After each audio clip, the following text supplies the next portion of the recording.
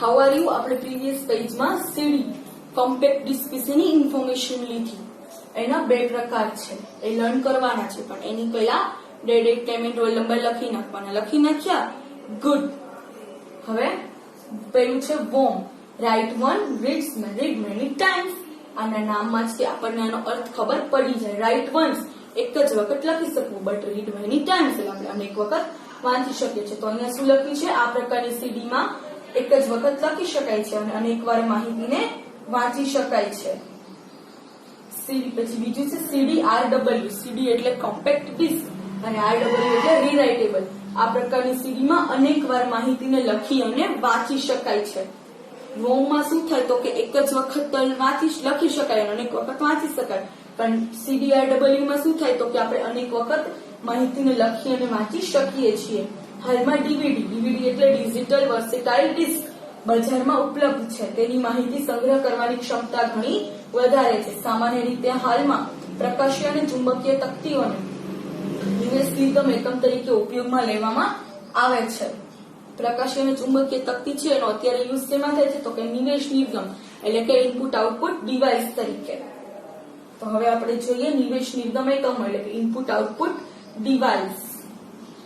કમ્પ્યુટરમાં નિવેશ અને નિર્ગમના એકમોને આઈઓ ઇનપુટ કે આઉટપુટ ડિવાઇસ કહે છે. આવા અનેક આઈઓ એકમોનો ઉપયોગ કમ્પ્યુટર સાથે કરવામાં આવે છે. દરેક ઇનપુટ આઉટપુટ એકમોના નિયંત્રણ માટે સીપીયુમાં પ્રિન્ટેડ સર્કિટ બોર્ડ ઉપર વીજાણુ સર્કિટની આવશ્યકતા રહે છે.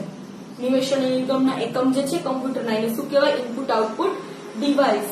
એનો ઉપયોગ કમ્પ્યુટર સાથે કરવામાં આવે છે. આ એકમના નિયંત્રણ માટે શું હોય તો કે સીપીયુમાં પ્રિન્ટેડ સર્કિટ બોર્ડ એની ઉપર વીજાણુ સર્કિટની આવશ્યકતા છે. Keyboard, monitor, printer, scanner, mouse modem, જોયસ્ટિક વગેરે શું છે? Input output device. પછી છે ઇનપુટ ડિવાઇસ. જે સાધન દ્વારા કમ્પ્યુટરમાં માહિતી દાખલ કરી શકાય તેવા સાધનને ઇનપુટ ડિવાઇસ કહેવામાં આવે છે. ઇનપુટ ડિવાઇસ, ઇનપુટ એટલે શું? દાખલ કરવો. તો કે જે સાધનની મદદથી આપણે કમ્પ્યુટરમાં ડેટા એન્ટર કરીએ તેને શું કહેવાય? Input device. કીબોર્ડ અને માઉસ ઇનપુટ ડિવાઇસના ઉદાહરણ છે. ઇનપુટ ડિવાઇસના ઉદાહરણ શું છે? કીબોર્ડ અને માઉસ. જેમાં કીબોર્ડનો દેખાવ સ્ટાન્ડર્ડ ટાઈપરાઇટર જેવો છે.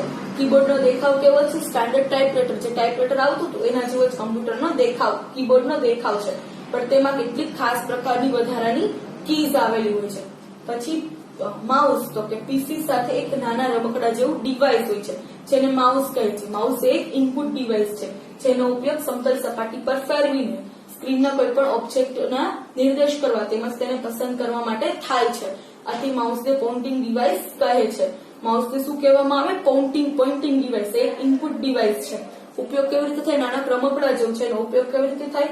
એક સમતલ સપાટી હોય, આપણે જોઈએ કે એક ચોરસ શેપમાં હોય એની ઉપર મૂકેલું હોય માઉસ અને એની ઉપર એનો સ્ક્રીનને એની ઉપર આપણે ફેરવીએ અને પછી સ્ક્રીન ઉપર કોઈ પણ ઓબ્જેક્ટનો નિર્દેશ કરવા કે તેને પસંદ કરવા માટે, સિલેક્ટ કરવા માટે.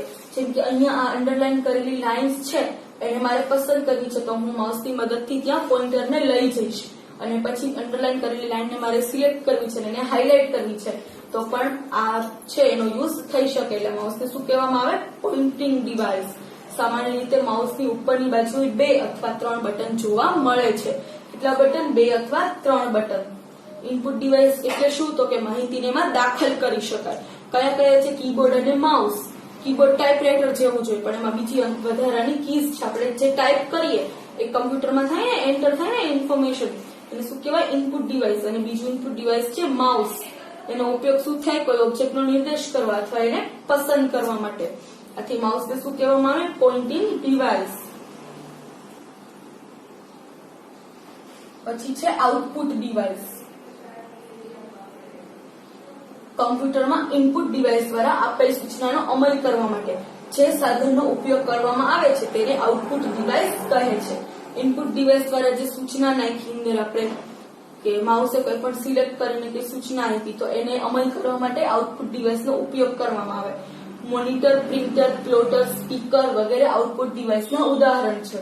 જેમાં મોનિટર પર ઇનપુટ ડિવાઇસ દ્વારા દાખલ કરવામાં આવતી માહિતી જોઈ શકાય છે. આથી જ મોનિટરને વીડીયુ આપણે જે ટાઈપ કરતા હોઈએ અને જે દેખાય છે જે સ્ક્રીન ઉપર એને શું કહેવાય? મોનિટર. મોનિટર ઉપર શું થાય તો કે આપણે જે માહિતી એન્ટર કરીએ એને આપણે જોઈ શકીએ. તો તો એને વિઝ્યુઅલ ડિસ્પ્લે યુનિટ પણ કહેવામાં આવે છે. કમ્પ્યુટરમાં રહેલી માહિતીને છાપવા માટે કમ્પ્યુટર સાથે જોડાતા એકમને પ્રિન્ટર કહે છે. પ્રિન્ટર કોને કહેવામાં આવે તો કે કમ્પ્યુટરમાં અંદર જે ઇન્ફોર્મેશન છે એને કમ્પ્યુટર સાથે જોડતા એને છાપવી છે એના એકમને શું કહેવાય? પ્રિન્ટર. ધારો કે આ કમ્પ્યુટર છે એની આ ઇન્ફોર્મેશન છે એને તમને બુક જે આપી છે તો એને શું કહેવાય? પ્રિન્ટર. હાલમાં પ્રિન્ટર મુખ્યત્વે બે પ્રકારના છે.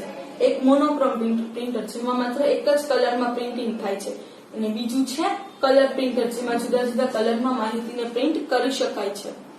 શું છે આઉટપુટ ડિવાઇસ? તો કે ઇનપુટ ડિવાઇસ દ્વારા જે સૂચના આપી છે એનો અમલ કરવા માટે જે સાધનનો ઉપયોગ થાય એને આઉટપુટ ડિવાઇસ કહેવામાં આવે.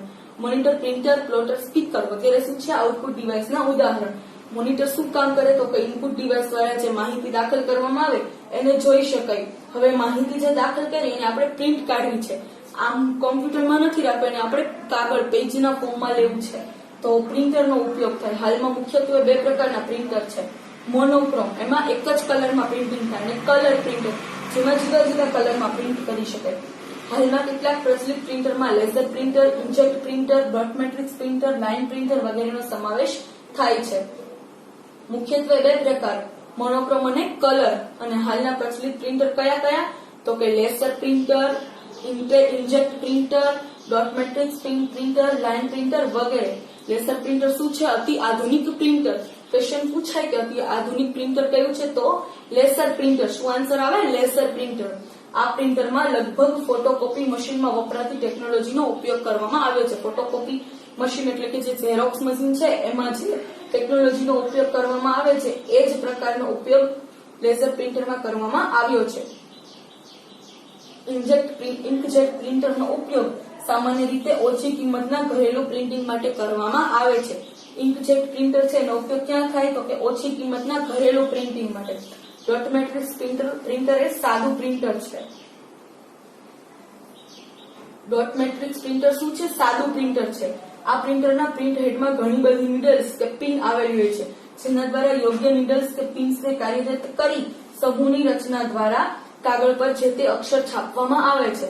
આ પ્રિન્ટર કિંમતમાં સસ્તા, વિશ્વાસપાત્ર, ધીમા અને વધારે અવાજ કરતા હોય છે.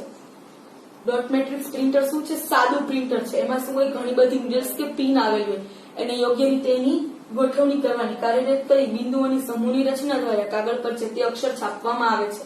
કિંમતમાં સસ્તું હોય, વિશ્વાસપાત્ર છે, ધીમા છે અને અવાજ વધારે કરે છે. જ્યારે પ્રિન્ટિંગ થતું હોય ત્યારે અવાજ આવતો હોય.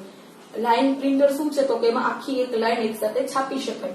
તો કે આ લાઇન પ્રિન્ટરમાં કર્યું હોય તો આખી લાઇન છે સસ્તા, વિશ્વાસપાત્ર, ધીમા અને વધારે અવાજ કરતા હોય છે. લાઇન પ્રિન્ટરમાં આખી લાઇન એક સાથે છાપી એટલે લાઇન છે એક સાથે છાપી શકાય છે. તો શું છે? કમ્પ્યુટરના આઉટપુટ એકમ. એમાં શું આવે? પ્રિન્ટર છે, મોનિટર છે. મોનિટર જે છે એની ઉપર આપણે જે ડેટા એન્ટર કર્યો હોય એ જોઈ શકીએ. હવે જે ડેટા એન્ટર કર્યો એને આપણે પ્રિન્ટિંગ છાપ જોઈએ છે એવા ફોર્મમાં તો આપણે એને પ્રિન્ટર દ્વારા લઈ શકીએ છીએ. લેસર પ્રિન્ટર કેવું છે? અતિ આધુનિક printer. Okay friends, thank you.